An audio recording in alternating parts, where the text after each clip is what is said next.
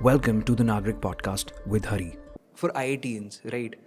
Career related anxiety is, I would say, under discussed. जो expectations होती हैं या जो performance anxiety, that's not really talked about, right?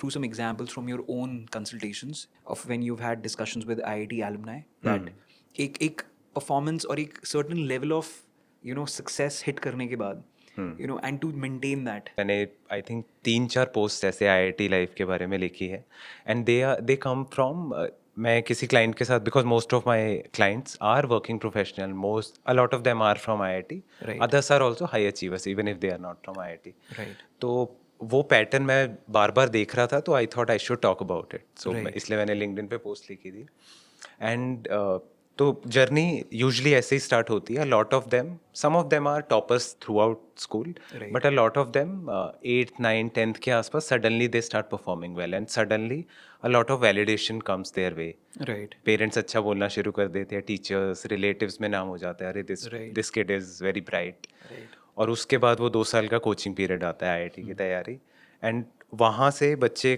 का और वो एज भी ऐसी होती है when our personality is getting formed Right. तो सडनली बच्चे को लगता है ये तो कुछ अमेजिंग हो रहा है I am doing something right that everyone is liking me teachers parents relatives और वहाँ से वो बीइंग एन आईआईटीएन उसकी आइडेंटिटी का कोर पार्ट बन जाता है कि मैं कौन हूँ वो नाम से भी ज़्यादा इंपॉर्टेंट हो जाता है कि मैं तो आईआईटीएन हूँ Exactly. और इवन कोचिंग इंस्टीट्यूट्स की भी टैगलाइंस ऐसी होती है for example FIITJEEan today IITian tomorrow तो वो बार बार इन अ वे उसको इंडिकेट किया जाता है this is who you are this is who you are Right. और इवन आईआईटी में भी जाके जो अगर हुडीज़ वगैरह जो Yes. होती है सब पे यही लिखा होता है so it becomes a very big deal part of their identity Right. अब उस आइडेंटिटी को मेंटेन भी करना है एक बार बन गई वो आइडेंटिटी वो प्रेशर फिर अब वहाँ पे इन अ वे चीज़ें छटनी शुरू हो जाती है जो वो मेंटेन कर पाएगा वो तो अपने बारे में अच्छा फील करेगा Right. जो कहीं फेलियर हिट करेगा वो फिर बहुत ज़्यादा लो भी चला जाएगा क्योंकि कोर आइडेंटिटी अब हिट हो रही है अगर फेलियर आ गया अब कुछ लोगों के लिए वो फेलियर लेट्स से आईआईटी में आते ही फर्स्ट सेमेस्टर अच्छा परफॉर्मेंस नहीं आया सडनली सेल्फ वर्थ ड्रॉप हो जाएगी Right. किसी की सेकंड थर्ड ईयर में इंटर्नशिप अच्छी नहीं लगी सेल्फ वर्थ ड्रॉप हो Right. जाएगी पैकेज अच्छा नहीं मिला सेल्फ वर्थ ड्रॉप Right. और वहाँ से फिर लोग छटने शुरू हो जाते हैं एंड करते करते जो थ्रू आउट परफॉर्म करता रहेगा अच्छा तो उसकी सेल्फ एस्टीम बनी रहेगी एक फेलियर आते ही फिर डिप भी बहुत स्ट्रांग आता है और उसको मेंटेन करने का pressure that I must get this right otherwise और अगेन अगेन मैं अपना भी एग्जांपल लूँ व्हेन आई चोज के मुझे अब शिफ्ट करना है आईआईटी हो गया बीटेक हो गई जॉब हो गई now I want to do something completely very different direction तो मेरे लिए भी यही हुआ था पेरेंट्स फ्रेंड्स फैमिली ऑलमोस्ट एक दो को छोड़ के none of them supported everyone said के क्या कर रहा है क्यों लाइफ खराब कर रहा है Right.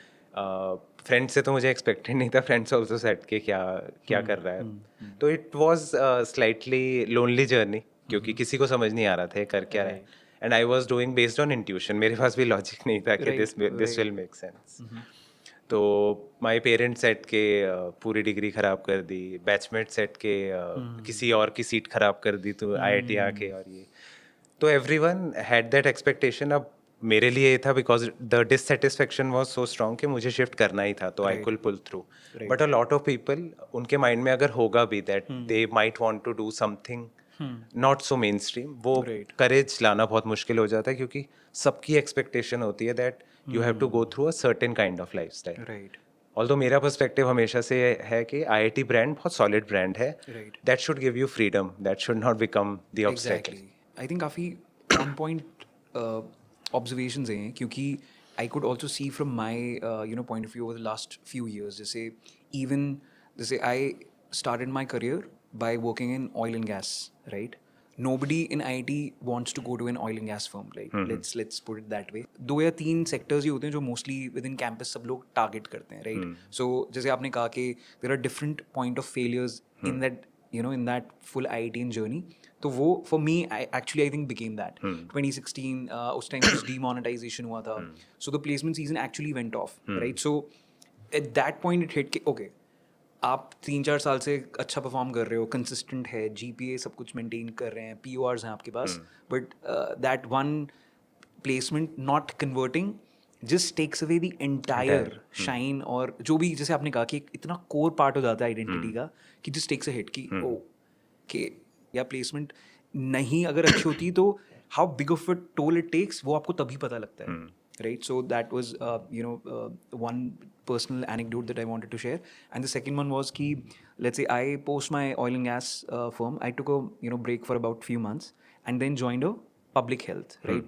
Which was a NGO setup where मैं consultant था Ministry of Health में, but this was again from a package etc point of view it was slightly lower from where let's say 4 to 5 year experience typical IT grad would right. So right क्योंकि again this was a drastic shift.